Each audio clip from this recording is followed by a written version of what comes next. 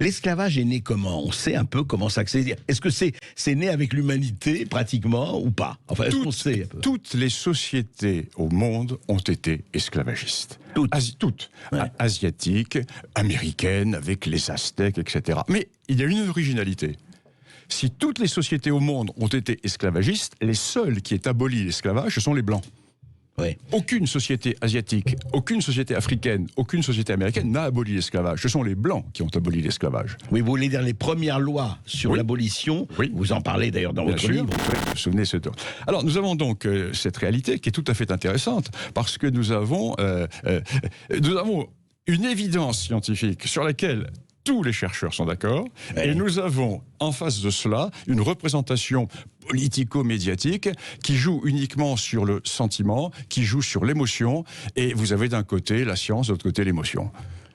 Et ce que vous avez l'air de dire, enfin, et ce que vous dites, c'est que jusqu'à présent, en tout cas dans la représentation, l'émotion l'emporte largement sur la science. Absolument, absolument. Regardez ce qui est arrivé il y a quelques années à mon confrère Petré Grenouillot, qui était pur universitaire, qui était dans son cabinet et qui a publié cette magnifique thèse sur l'esclavage. Il a eu le malheur de dire que ce sont des Africains qui vendaient les esclaves aux Européens. Mais il a été traîné en justice.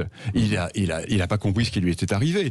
Parce que la réalité de la traite, c'est qu'une partie, je parle atlantique, et même de la traite arabo-musulmane, c'est qu'une partie de l'Afrique s'est enrichie en vendant l'autre partie. Oui. On pensait que l'abolition avait été faite parce que les plantations rapportant moins, les capitalistes préféraient investir ailleurs que dans les plantations. Ah oui. C'est faux. Raison économique, quoi. C'est faux. Ça a totalement été démonté par les dizaines de travaux, notamment mes confrères d'Oxford, les 3 volumes énorme sur l'histoire de la colonisation britannique et de l'esclavage. Et je vais vous donner un chiffre qui montre bien que ce n'est pas pour une raison économique. Un chiffre qui est très clair.